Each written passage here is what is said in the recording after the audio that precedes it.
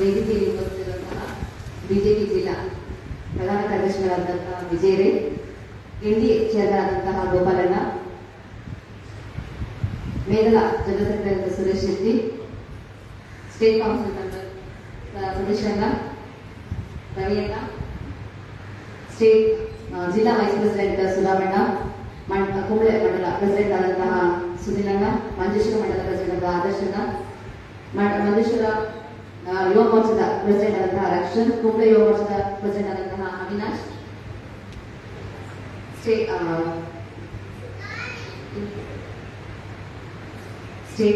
Vice president ಆದಂತಹ SC vice president ಆದಂತಹ AK. ಕಯ್ಯರ್, ಅದೇ ರೀತಿ ವೇದಿಕೆ ಮುಂಭಾಗದಲ್ಲಿ ಪಾರ್ಟಿಯ ವಿವಿಧ ಜವಾಬ್ದಾರಿ ವಹಿಸಿದಂತಹವರು, ಅದೇ ರೀತಿ ಯುವ ಮೋರ್ಚಾದಲ್ಲಿ ವರ್ಕ್ ಮಾಡುವಂತವರು, ಅದೇ ರೀತಿ ಪಕ್ಷದ ಮೇಲೆ ಒಂದು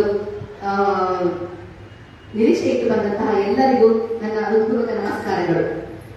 ಎಲ್ಲರಿಗೂ ತಿಳಿದೇ ಉಂಟು, ಏಪ್ರಿಲ್ 26 ನಮ್ಮ ಎಲೆಕ್ಷನ್ ದಿನಾಂಕ. ಇನ್ನು ಕೇವಲ 26 ದಿನಗಳು ಮಾತ್ರ ನಮ್ಮ ಕೈಯಲ್ಲಿ ಉಳಿದಿದೆ. ನಾನು ಹೆಚ್ಚಾಗಿ ಸ್ಕೀಮ್ಗಳ ಬಗ್ಗೆ ಎಂತ ಹೇಳಿ ಹೋಗುದಿಲ್ಲ, ಯಾಕಂತ ಹೇಳಿದ್ರೆ ಈಗಾಗಲೇ ವಿಜಯದವರು ಸಂಪೂರ್ಣವಾಗಿ ಸ್ಕೀಮ್ಗಳ ಕಾರ್ಯಕ್ರಮಕ್ಕೆ ಹೇಳಿದ್ದಾರೆ. ಆದ್ರೂ ಕೂಡ ಒಂದು ಮಾತು ಹೇಳಿ ಇಷ್ಟಪಡ್ತೇನೆ. ನಮ್ಮ ನರೇಂದ್ರ ಮೋದಿಜಿಯವರು ಯಾವುದೇ ರೀತಿಯ ಭೇದ ಭಾವ ಮಾಡದೆ, ಅದು ಮಹಿಳೆಯರಾಗಿರ್ಬೋದು, ಯುವಕರಾಗಿರ್ಬೋದು, ಕೃಷಿಕರಾಗಿರ್ಬೋದು, ಅದು ಬಡವರಾಗಿರ್ಬೋದು, ಈ ಒಂದು 4 ವಿಭಾಗ ಇಟ್ಕೊಂಡು ಅವರಿಗೆ ಬೇಕಾದಂತಹ ಸ್ಕೀಮ್ಗಳನ್ನು ಜಾರಿ ತಂದು ಸಕ್ಸಸ್ಫುಲ್ ಆಗಿದ್ದಾರೆ. ಸೊ ಇಂಥ ಒಂದು ಸಕ್ಸಸ್ಫುಲ್ ಆದಂತಹ ಯೋಜನೆಗಳನ್ನ ಮುಂದೆ ಇಟ್ಕೊಂಡು ಪ್ರತಿ ಮನೆಯೂ ಕೂಡ ನಾವು ಭೇಟಿ ಮಾಡಿ ನಮ್ಮ ಒಂದು ಯೋಜನೆಗಳ ಬಗ್ಗೆ ಅವರ ಮುಂದೆ ಇರಬೇಕು ಅಂತ ಹೇಳಿ ನಾನು ನಿಮ್ಮಲ್ಲಿ ಕಳಕಳಿಯನ್ನು ವಿನಂತಿಸಿಕೊಳ್ಳುತ್ತೇನೆ. ಯಾಕೆಂತ ಹೇಳಿ ಪ್ರತಿಯೊಂದು ಮನೆಗಳು ಕೂಡ ಪ್ರತಿಯೊಂದು ವಿಭಾಗದಲ್ಲಿರುವಂತಹ ಜನಗಳು ಕೂಡ ಇವತ್ತು ಮೋದಿಜಿಯವರ ಒಂದು ಬೆನಿಫಿಷಿಯರೀಸ್. ಒಂದು ಮನೆಯಲ್ಲಿ ಕನಿಷ್ಠ ಪಕ್ಷ ಒಬ್ಬರಾದ್ರೂ ನಮ್ಮ ಸೆಂಟ್ರಲ್ ಗವರ್ಮೆಂಟ್ ಬೆನಿಫಿಷಿಯರಿ.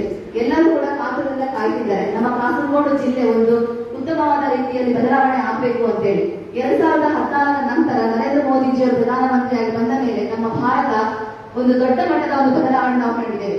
ಆದ್ರೆ ಕಾಸರಗೋಡಲ್ಲಿ ಏನಾಗಿದೆ ಡೆವಲಪ್ಮೆಂಟ್ಸ್, ಏನಾದ್ರು ಡೆವಲಪ್ಮೆಂಟ್ಸ್ ಆಗಿದೆ. ಈಗಲೂ ಕೂಡ ಪ್ರತಿನಿತ್ಯ ನಮ್ಮ ಇಲ್ಲಿಯ ಯುವಕರು ಪಕ್ಕದ ರಾಜ್ಯಕ್ಕೆ ಹೋಗುವಂತಹ ಸ್ಥಿತಿ ನಮ್ಮಲ್ಲಿ. ಇಲ್ಲಿಯ ಯುವಕರು ಕಲಿತ ನಂತರ ಕೂಡ ಕೆಲಸ ಎಲ್ಲಿ ಮಾಡುದು, ಅದು ಕೂಡ ಪಕ್ಕದ ರಾಜ್ಯಕ್ಕೆ ಹೋಗುವಂತಹ ಸ್ಥಿತಿಗತಿಯಲ್ಲಿ ನಾವಿದ್ದೇವೆ. ಈ ನಮ್ಮ ನರೇಂದ್ರ ಮೋದಿ ಬಂದ ನಂತರ ಅದಕ್ಕಿಂತ ಮುಂಚೆ ಎಲ್ಲ ಯುವಕರು ಹೊರದೇಶದ ಕೆಲಸ ಮಾಡಲಿಕ್ಕೆ ಟ್ರೈ ಮಾಡ್ತಾ ಇದ್ರು. ಆದ್ರೆ ಇದು ಈಗ ನಮ್ಮ ಒಂದು ಈ 10 ವರ್ಷಗಳಲ್ಲಿ ಅದು ಕೂಡ ಕಮ್ಮಿಯಾಗಿ ಹೊರಗಡೆ ದೇಶದ ಕಲ್ತು ಬಂದ್ರು ಕೂಡ ಇಲ್ಲಿ ನಮ್ಗೆ ಜಾಬ್ ಮಾಡುವಂತಹ ಫೆಸಿಲಿಟಿಗಳು ಕೂಡ ನಮಗೆ ಕಲ್ಪಿಸಿಕೊಟ್ಟಿದ್ದಾರೆ. ಆದ್ರೆ ಕೇರಳದಲ್ಲಿ ಏನಾಗಿದೆ, ಕೇರಳದಲ್ಲಿ ಬಿಗ್ ಝೀರೋ. ಯಾಕಂದ್ರೆ ಎಲ್ಲ ಕೂಡ ನಾವು ಪಕ್ಕದ ಊರಿನ ಪಕ್ಕದ ರಾಜ್ಯಕ್ಕೆ ನಾವು ಹೋಗುವಂತಹ ಗತಿಗೇಡು ನಮಗೆ ಬಂದಿದೆ. ಇನ್ನೂ ಕೂಡ ಇದು ಮುಂದುವರೆದ್ರೆ ನಮಗೆ ಏನು ಉಂಟು, ಇದನ್ನು ಇಲ್ಲಿಗೆ ನಾವು ಸ್ಟಾಪ್ ಮಾಡಬೇಕು ಅಂತ ಹೇಳಿದ್ರೆ ನಾವು ಇಲ್ಲಿಂದ ಒಂದು ನಮ್ಮ ಕೇರಳದಿಂದ ಆಗಿರ್ಬೋದು, ಕಾಸರಗೋಡಿಂದ ಒಂದು MP ಅನ್ನು ಇಲ್ಲಿ ಗೆಲ್ಲಿಸಿ ನಾವು ಡೆಲ್ಲಿಯ ಪಾರ್ಲಿಮೆಂಟ್ ಕಳಿಸಿಕೊಟ್ರೆ ಮಾತ್ರ ಒಂದು ದೊಡ್ಡ ಮಟ್ಟದ ಬದಲಾವಣೆ ಮಾಡಲಿಕ್ಕೆ ಸಾಧ್ಯ ಇದೆ. ಅದಕ್ಕೋಸ್ಕರ ನೀವೆಲ್ಲರೂ ನನ್ನೊಟ್ಟಿಗೆ ಕೈ ಜೋಡಿಸಿ ಅಂತ ಹೇಳ್ತಾ ನಾನು ವಿನಮ್ರವಾಗಿ ವಿನಂತಿಸಿಕೊಳ್ಳುತ್ತೇನೆ. ಈಗಾಗಲೇ ಗೊತ್ತಿರುವ ಹಾಗೆ ಯುವಕರು ಎಷ್ಟು ಶಕ್ತಿ ಅಂತ ಹೇಳಿ ಯುವಕರ ಒಂದು ಶಕ್ತಿ ಗಟ್ಟಿಯಾಗಿ ಕೆಲಸ ಮಾಡಲಿಕ್ಕೆ ಸ್ಟಾರ್ಟ್ ಮಾಡಿದ್ರೆ ಖಂಡಿತವಾಗ್ಲೂ ಅದು ಸಕ್ಸಸ್ಫುಲ್ ಆಗುತ್ತೆ. ಈ ಹಿಂದೆ ಈಗ ನಮ್ಮ ವೇದಿಕೆ ಇರುವಂತಹ ಎಲ್ಲ ನಾಯಕರು ಬೂತ್ ಮಟ್ಟಕ್ಕೆ ಕೆಳಗೆ ಇಳಿದು ಕೆಲಸ ಮಾಡಿದ ಕಾರಣ ಪಕ್ಷ ಇಷ್ಟು ದೊಡ್ಡ ಮಟ್ಟಕ್ಕೆ ಬೆಳೆದು ನಿಂತಿದೆ. ಅವರು ನಮಗೆ ಮಾರ್ಗದರ್ಶನ ಕೊಡ್ತಾರೆ. ಆ ಮಾರ್ಗದರ್ಶನವನ್ನು ನೀವು ಅದನ್ನ ಫಾಲೋ ಮಾಡಿಕೊಂಡು ಪ್ರತಿ ಮನೆಗೂ ಕೂಡ ಭೇಟಿ ಮಾಡಬೇಕು ಅಂತ ಹೇಳಿ ನಾನು ನಿಮ್ಮಲ್ಲಿ ವಿನಂತಿಸಿಕೊಳ್ಳುತ್ತೇನೆ. ನಮ್ಮ ಒಂದು ಕರಪತ್ರಗಳನ್ನು 7 ಬಾರಿ ನಾವು ಮನೆಗಳಿಗೆ ಭೇಟಿ ಮಾಡಬೇಕು ಅಂತ ಹೇಳಿ ನಮ್ಮ ರಾಜ್ಯದಿಂದ ನಿರ್ದೇಶನ ಬಂದಿದೆ. ಅದಕ್ಕೋಸ್ಕರ ಒಂದು 26 ದಿವಸ ನಮ್ಮ ಎಲ್ಲ ಕೆಲಸಗಳನ್ನು ಬದಿಗಿಟ್ಟು ಕನಿಷ್ಠ ಪಕ್ಷ ಒಂದು ಸಂಜೆ ಒಂದು 2 ಗಂಟೆ 3 ಗಂಟೆ ಬೆಳಿಗ್ಗೆ 1 ಗಂಟೆ ನಾವು ಕೆಲಸ ಮಾಡಲಿಕ್ಕೆ ಪ್ರಯತ್ನ ಪಟ್ಟರೆ ನಮ್ಮಲ್ಲಿರುವಂತಹ ಎಲ್ಲಾ ಬೂತ್ಗಳಲ್ಲೂ ಕೂಡ ನಾವು ಮನೆ ಮುಟ್ಟಬಹುದು. ನಮ್ಮಲ್ಲಿ ಈಗ ಮ್ಯಾನಿಫೆಸ್ಟೋ ರೆಡಿ ಆಗ್ತಾ ಉಂಟು. ನಮ್ಮ ಮ್ಯಾನಿಫೆಸ್ಟೋಗಳನ್ನು ಅವ್ರಿಗೆ ಓದಲಿಕ್ಕೆ ನಾವು ಕೊಡಬೇಕು. ಈಗ ಬಂದಂತ ಯೋಜನೆಗಳು ಯಾವ್ದೆಲ್ಲ ಉಂಟು ಅಂತ ಹೇಳಿ ಅವರು ಓದಲಿಕ್ಕೆ ಕಾಯ್ತಾ ಇರ್ತಾರೆ.